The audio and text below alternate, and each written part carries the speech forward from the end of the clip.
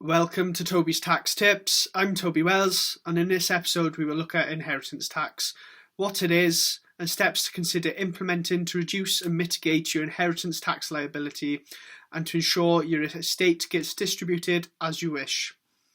Firstly, what is inheritance tax?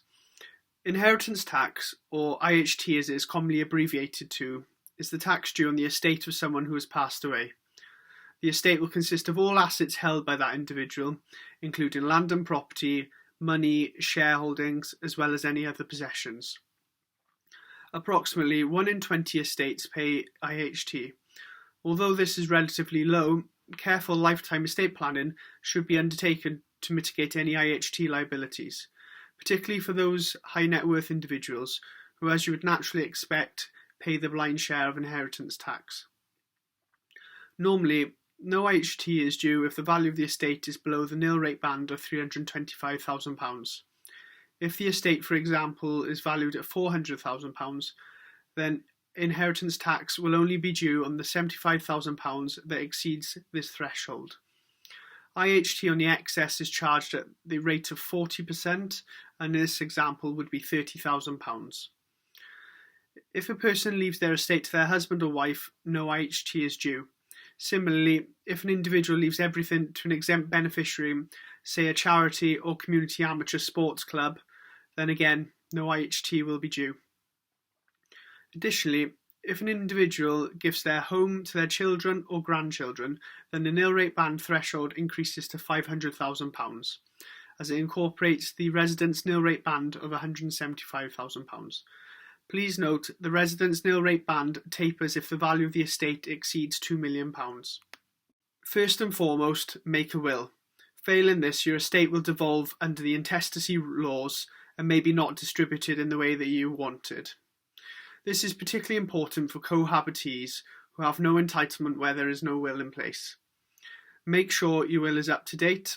Over time, our finances and the value of our estate will change, as will your personal circumstances and those of your family.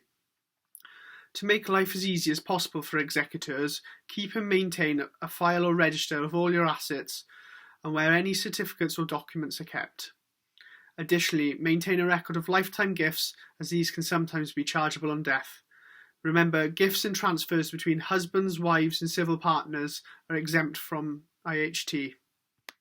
Tip 2. Lifetime gifts. Broadly speaking, if you make any gifts in your lifetime and survive for 7 years after making them, their value will not be counted as part of your estate on death and will be exempt from inheritance tax.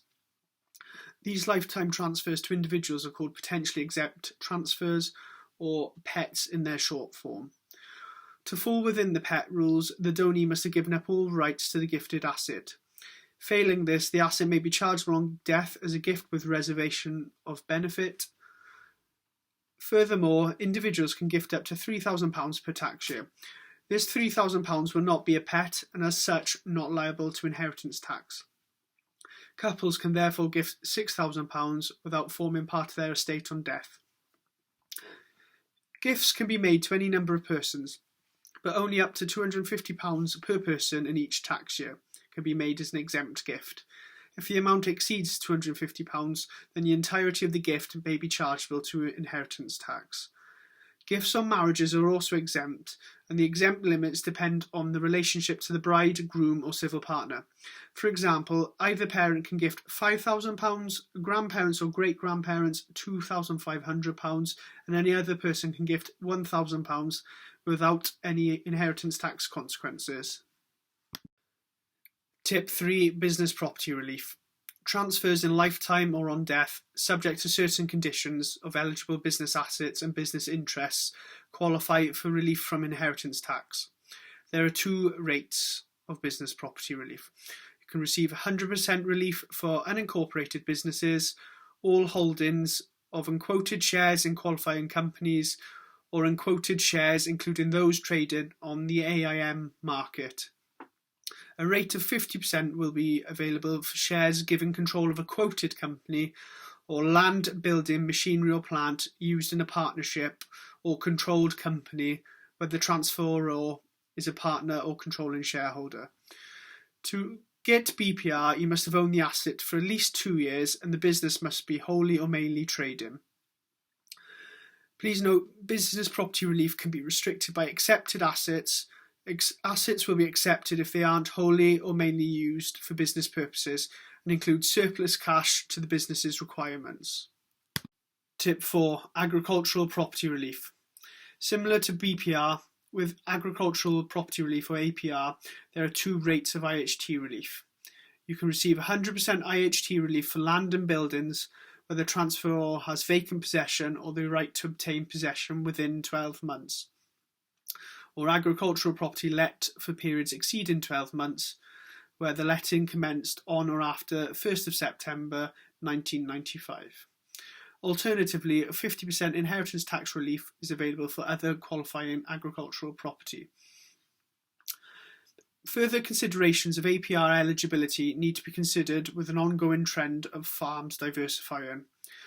In a more recent case, BPR was awarded to a farm that diversified to a livery. However, the relief was initially challenged by HMRC and brought to the first tier tribunal.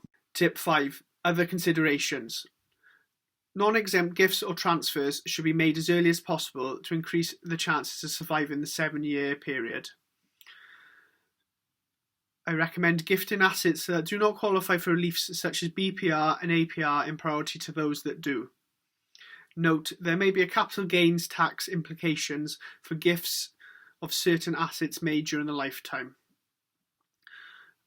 Consider rearranging investments to take advantage of APR or BPR relief. A popular option is to invest in AIM listed shares that qualify for business property relief. Please note, gifts and legacies to charities are exempt from IHT. If you donate at least 10% of your net estate to charity, then the IHT rate drops from 40% to 36%. In the 2 years following the death of an individual, consider using the deed of variation in order to utilise any available exemptions that would otherwise be lost. Also, consider the use of transferring assets into trusts or family investment companies as a vehicle of preserving family wealth. Our team of accountants, tax advisors and wealth managers can advise on bespoke solutions to inheritance tax issues and prepare inheritance tax reports tailored to your individual circumstances. If you have any questions or inquiries, please contact us either by emailing inquiries@geraldthomas.co.uk or by phoning 01792 465 155 and we'll be more than pleased to assist.